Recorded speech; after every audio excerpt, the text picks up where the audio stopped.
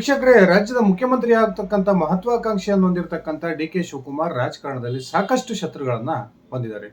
ಈ ಶತ್ರುಗಳು ಅವರ ಸ್ವಪಕ್ಷದಲ್ಲೂ ಇರ್ಬೋದು, ವಿಪಕ್ಷದಲ್ಲೂ ಇರ್ಬೋದು.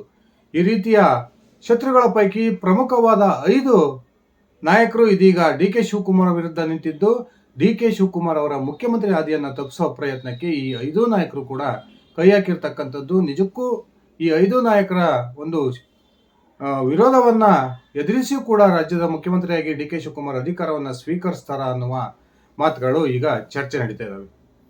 ಹಾಗಾದ್ರೆ ಯಾವ್ಯಾವ ಕಾರಣಕ್ಕೆ ಈ 5 ನಾಯಕರು ಡಿ ಕೆ ಶಿವಕುಮಾರ್ ವಿರುದ್ಧ ತಿರುಗಿ ನಿಂತಿದ್ದಾರೆ?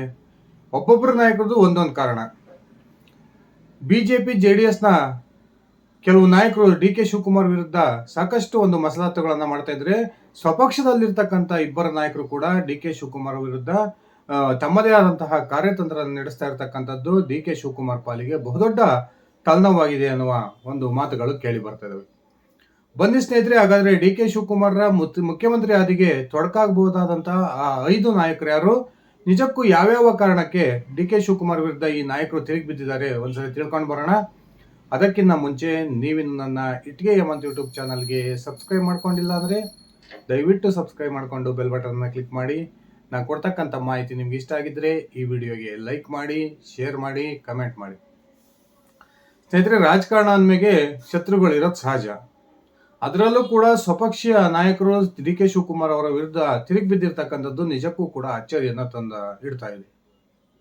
ಒಂದ್ ಕಡೆ ಮಧುಗಿರಿಯ ಶಾಸಕ ಸಹಕಾರ ಸಚಿವ ಕೆ ಎನ್ ರಾಜಣ್ಣ, ಈ ಸರ್ಕಾರ ಅಸ್ತಿತ್ವಕ್ಕೆ ಬಂದ ದಿನದಿಂದಲೂ ಕೂಡ ಕೆ ಎನ್ ರಾಜಣ್ಣ ಪದೇ ಪದೇ ಡಿ ಕೆ ಶಿವಕುಮಾರ್ ಅವರ ವಿರುದ್ಧ ಬಹಿರಂಗ ಹೇಳಿಕೆಗಳನ್ನು ಕೊಡ್ತಾನೆ ಬಂದಿದ್ದಾರೆ. ಒಂದು ಹಂತದಲ್ಲಿ ನಾನು ಸಚಿವ ಸಂಪುಟದ ಮಂತ್ರಿ ಸ್ಥಾನಕ್ಕೆ ರಾಜೀನಾಮೆಯನ್ನ ಕೊಡ್ತೀನಿ, ನನ್ನನ್ನ ಕೆಪಿಸಿಸಿ ಅಧ್ಯಕ್ಷರನ್ನಾಗಿ ನೀವು ನೇಮಕ ಮಾಡಿ ಅನ್ನುವ ಆಗ್ರಹವನ್ನ ಎಐಸಿಸಿ ನಾಯಕರ ಮುಂದೆ ಈ ಕೆ ಎನ್ ರಾಜಣ್ಣ ಅವರು ಇಟ್ಟಿದ್ರು.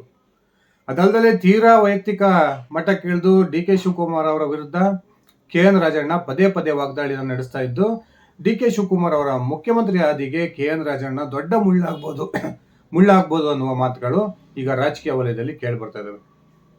ಸಿದ್ದು ಬಣದಲ್ಲಿ ಗುರುತಿಸಿಕೊಂಡಿರ್ತಕ್ಕಂಥ K N Rajanna D K Shivakumar ಅವ್ರನ್ನ ಅವಕಾಶ ಸಿಕ್ಕಾಗೆಲ್ಲ ಅಣಿತಕ್ಕಂಥ ಪ್ರಯತ್ನವನ್ನ ಮಾಡ್ತಾನೆ ಬಂದಿದ್ದಾರೆ. ತೀರಾ ಇತ್ತೀಚೆಗೆ ಸುರ್ಜೇವಾಲಾ ಏನು ಡಿ ಕೆ ಶಿವಕುಮಾರ್ ಅವರ ಪರವಾಗಿ ಶಾಸಕರ ಅಭಿಪ್ರಾಯ ಸಂಗ್ರಹವನ್ನ ಮಾಡ್ತಾ ಇದ್ದಾರೆ ಅನ್ನುವ ಒಂದು ಆಪಾದನೆಯನ್ನ ಸಿದ್ದು ಬಣ ಮಾಡಿತ್ತು. ಈ ಸುರ್ಜೇವಾಲಾ ಕರೆದಿದ್ದಂತಹ ಸಚಿವರ ಸಭೆಗೆ ಗೈರು ಹಾಜರಾಗೋದ್ರ ಮೂಲಕ ವಿದೇಶ ಪ್ರವಾಸವನ್ನ ಮಾಡಿದ್ದಂತಹ ಕೆ ಎನ್ ರಾಜಣ್ಣ ನೇರವಾಗಿಯೇ ಸುರ್ಜೇವಾಲಾ ವಿರುದ್ಧ ತಮ್ಮ ಅಸಮಾಧಾನವನ್ನ ಹೊರಹಾಕಿದ್ರು. ಈ ಡಿ ಕೆ ಶಿವಕುಮಾರ್ ಮುಖ್ಯಮಂತ್ರಿ ಆಗೋದಿಕ್ಕೆ ಬಹುದೊಡ್ಡ ತೊಡಕನ್ನ ಈ ಕೆ ಎನ್ ರಾಜಣ್ಣ ಮಾಡ್ತಾರೆ ಅನ್ನುವ ಮಾತುಗಳು ಕೇಳಿ ಬರ್ತಾ ಇದಾವೆ. ಈ ಕೆ ಎನ್ ರಾಜಣ್ಣನವರ ಒಂದು ಶತ್ರುತ್ವ ಡಿ ಕೆ ಶಿವಕುಮಾರ್ಗೆ ಮುಂದಿನ ದಿನಗಳಲ್ಲಿ ಬಹುದೊಡ್ಡ ತಲೆನೋವಾಗಬಹುದು ಅನ್ನುವ ಮಾತುಗಳು ಈಗಾಗಲೇ ಕೇಳಿ ಬರ್ತಾ ಇದಾವೆ. ಇನ್ನೊಂದು ಕಡೆ ಲಿಂಗಾಯತ ಸಮುದಾಯಕ್ಕೆ ಸೇರಿದ ಎಂ ಬಿ ಪಾಟೀಲ್ ಹಾಗೂ ಡಿ ಕೆ ಶಿವಕುಮಾರ್ ಅವರ ಸಂಬಂಧ ಮೊದಲಿಂದನೂ ಕೂಡ ಅಷ್ಟಕ್ಕಷ್ಟೇ. ಎಂ ಬಿ ಪಾಟೀಲ್ ಕೂಡ ಲಿಂಗಾಯತ ಕೋಟಾದಡಿಯಲ್ಲಿ ರಾಜ್ಯದ ಮುಖ್ಯಮಂತ್ರಿ ಆಗಬೇಕು ಅನ್ನುವ ಕನಸನ್ನು ಇಟ್ಕೊಂಡಿದ್ದಾರೆ. ಇನ್ನೊಂದು ಕಡೆ ಕೆಪಿಸಿಸಿ ಅಧ್ಯಕ್ಷ ಹುದ್ದೆಗೆ ಏನು ಡಿ ಕೆ ಶಿವಕುಮಾರ್ ಅವರ ನೇಮಕ ಆಯಿತು, ಅದಾದ ನಂತರ ಡಿ ಕೆ ಶಿವಕುಮಾರ್ ಅವರ ಬದಲಾವಣೆ ಆಗುತ್ತೆ ಕೆಪಿಸಿಸಿ ಅಧ್ಯಕ್ಷ ಸ್ಥಾನ ಅನ್ನುವ ಮಾತುಗಳು ಕೇಳಿ ಬರ್ತಾ ಇತ್ತು. ಆ ಎಲ್ಲ ಸಂದರ್ಭದಲ್ಲೂ ಕೂಡ ಈ ಎಂ ಬಿ ಪಾಟೀಲ್ ಅವರ ಹೆಸರು ಕೆಪಿಸಿಸಿ ಅಧ್ಯಕ್ಷ ಸ್ಥಾನಕ್ಕೆ ದೊಡ್ಡ ಮಟ್ಟದಲ್ಲಿ ಕೇಳಿ ಬರ್ತಾ ಇತ್ತು.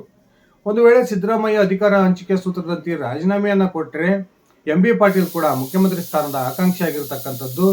ಈ ಒಂದು ಅಂಶ ಕೂಡ ಈ ಡಿ ಕೆ ಶಿವಕುಮಾರ್ಗೆ ಬಹುದೊಡ್ಡ ಒಂದು ತೊಡಕನ್ನ ಮುಖ್ಯಮಂತ್ರಿ ಆಗೋದಿಕ್ಕೆ ತರಬಹುದು ಅನ್ನುವ ಮಾತುಗಳು ಕೇಳಿ ಬರ್ತಾ ಇದಾವೆ.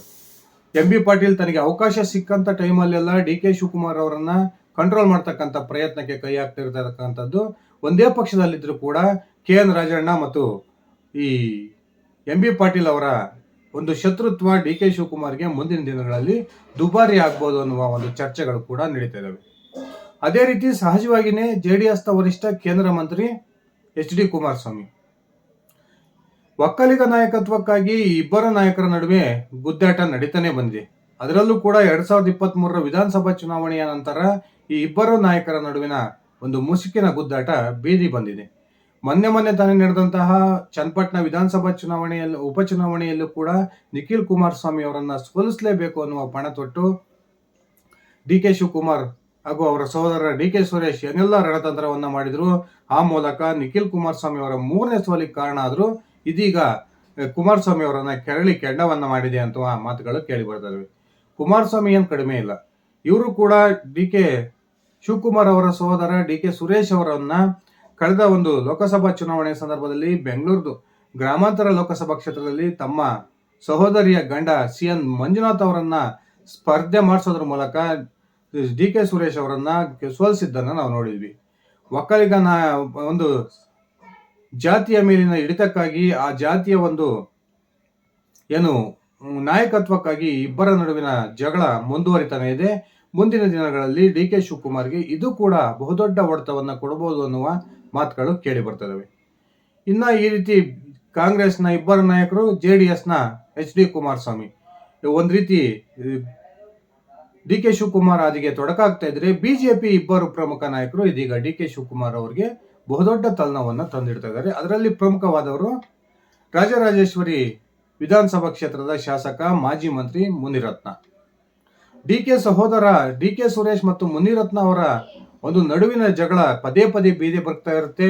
ಡಿ ಕೆ ಶಿವಕುಮಾರ್ ಅವರನ್ನ ಬೆಂಗಳೂರು ನಗರ ಒಂದು ಉಸ್ತುವಾರಿ ಖಾತೆಯಿಂದ ಬದಲಾವಣೆ ಮಾಡಬೇಕು, ಅವರ ಜಾಗಕ್ಕೆ ಬೇರೆ ಒಬ್ಬ ಉಸ್ತುವಾರಿ ಸಚಿವರನ್ನ ನೇಮಕ ಮಾಡಬೇಕು ಅನ್ನುವ ಒಂದು ಪತ್ರವನ್ನ ಈ ಮುನಿರತ್ನ ಅವರು ಮುಖ್ಯಮಂತ್ರಿಗಳಿಗೆ ಬರೆದಿದ್ದನ್ನು ನಾವು ನೋಡಿದ್ವಿ.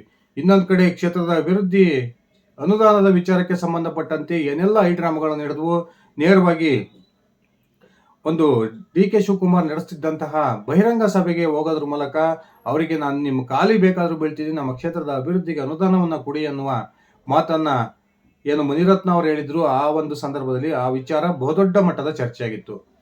ಇನ್ನೊಂದು ಕಡೆ ಕಳೆದ ಲೋಕಸಭಾ ಚುನಾವಣೆಯ ಸಂದರ್ಭದಲ್ಲಿ ಡಿ ಕೆ ಸುರೇಶ್ ಅವರ ಸೋಲಿಗೆ ಅತ್ಯಂತ ಪ್ರಮುಖ ಪಾತ್ರವನ್ನು ವಹಿಸಿದ್ದು ಇದೇ ಮುನಿರತ್ನ ಮತ್ತು ಡಿ ಕೆ ಶಿವಕುಮಾರ್ ಅವರ ನಡುವಿನ ಒಂದು ಜಟಾಪಟಿ ನಿಜಕ್ಕೂ ಕೂಡ ಡಿ ಕೆ ಶಿವಕುಮಾರ್ಗೆ ಈಗಾಗಲೇ ಸಾಕಷ್ಟು ತೊಂದರೆಗಳನ್ನ ಕೊಟ್ಟಿದೆ. ಇನ್ನ ಕೊನೆಯದಾಗಿ ಅತ್ಯಂತ ಪ್ರಮುಖವಾಗಿ ಡಿ ಕೆ ಶಿವಕುಮಾರ್ ಅವರ ರಾಜಕೀಯ ಜೀವನದ ದೊಡ್ಡ ಶತ್ರು ಬೆಳಗಾವಿಯ ರಮೇಶ್ ಜಾರಕಿಹೊಳಿ. ಗೋಕಾಕ್ನ ಶಾಸಕರಾಗಿರ್ತಕ್ಕಂಥ ರಮೇಶ್ ಜಾರಕಿಹೊಳಿ ಕಳೆದ ಒಂದು ಏನು ಸರ್ಕಾರದ ಅವಧಿಯಲ್ಲಿ ರಾಜ್ಯದ ಮಂತ್ರಿಯಾಗಿ ಕಾರ್ಯವನ್ನು ನಿರ್ವಹಿಸ್ತಾ ಇದ್ರು. ಆ ಸಂದರ್ಭದಲ್ಲಿ ಏನು ಅವರ ಲೈಂಗಿಕ ಕಾರಣಕ್ಕೆ ಸಂಬಂಧಪಟ್ಟಂತೆ ಒಂದು ಸಿಡಿ ಹೊರಗೆ ಬಂತು. ಆ ಸಿಡಿಯನ್ನ ಹೊರಗೆ ಬಿಟ್ಟಿದ್ದೇ ಈ ಡಿ ಕೆ ಶಿವಕುಮಾರ್ ಅನ್ನುವ ಆಪಾದನೆಗಳು ರಮೇಶ್ ಜಾರಕಿಹೊಳಿ ಮತ್ತು ಅವರ ಆಪ್ತ ಬಳಗದಿಂದ ಹೊರಗೆ ಬರ್ತಾ ಇತ್ತು.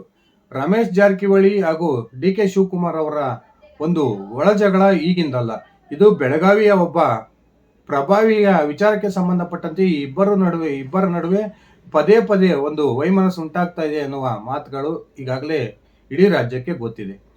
ಈ ರೀತಿ ರಮೇಶ್ ಜಾರಕಿಹೊಳಿ ಅವರು ಕೂಡ ಡಿ ಕೆ ಶಿವಕುಮಾರ್ ಅವರನ್ನ ಮುಖ್ಯಮಂತ್ರಿ ಆಗುವ ಸಂದರ್ಭದಲ್ಲಿ ಸಾಕಷ್ಟು ಕಾರ್ಯತಂತ್ರವನ್ನ ಮಾಡ್ತಾರೆ. ಆ ಮೂಲಕ ಡಿ ಕೆ ಶಿವಕುಮಾರ್ ಅವರ ಮುಖ್ಯಮಂತ್ರಿ ಸ್ಥಾನವನ್ನ ತಪ್ಪಿಸೋ ಪ್ರಯತ್ನವನ್ನಂತೂ ಖಂಡಿತವಾಗ್ಲೂ ಮಾಡ್ತಾರೆ ಎನ್ನುವ ಮಾತುಗಳು ಈಗ ರಾಜಕೀಯದಲ್ಲಿ ಕೇಳಿ ಬರ್ತದವೆ.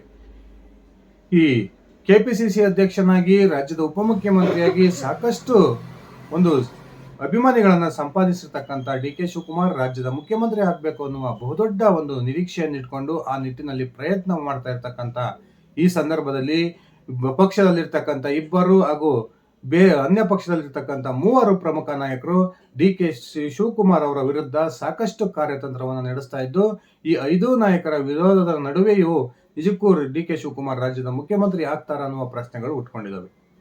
ಸ್ನೇಹಿತರೆ, ನಿಮ್ಮ ಅಭಿಪ್ರಾಯದ ಪ್ರಕಾರ ಡಿ ಕೆ ಶಿವಕುಮಾರ್ ನಿಜಕ್ಕೂ ಕೂಡ ರಾಜ್ಯದ ಮುಖ್ಯಮಂತ್ರಿ ಆಗ್ತಾರ, ಅಥವಾ ತಾನು ಕೆಪಿಸಿಸಿ ಅಧ್ಯಕ್ಷನಾಗಿ ಮುಂದುವರಿಯೋದ್ರ ಮೂಲಕ 2028ರ ನಂತರ ನಾನು ಮುಖ್ಯಮಂತ್ರಿ ಆಗೋಣ ಅನ್ನುವ ಒಂದು ತೀರ್ಮಾನಕ್ಕೆ ಡಿ ಕೆ ಶಿವಕುಮಾರ್ ಬರ್ತಾರ? ನಿಮ್ಮ ವೈಯಕ್ತಿಕ ಅಭಿಪ್ರಾಯವನ್ನು ಕಮೆಂಟ್ ಮಾಡಿ. ಇದಿಷ್ಟ ಆಗಿತ್ತು ನನ್ನ ಇವತ್ತಿನ ಈ ವಿಡಿಯೋ.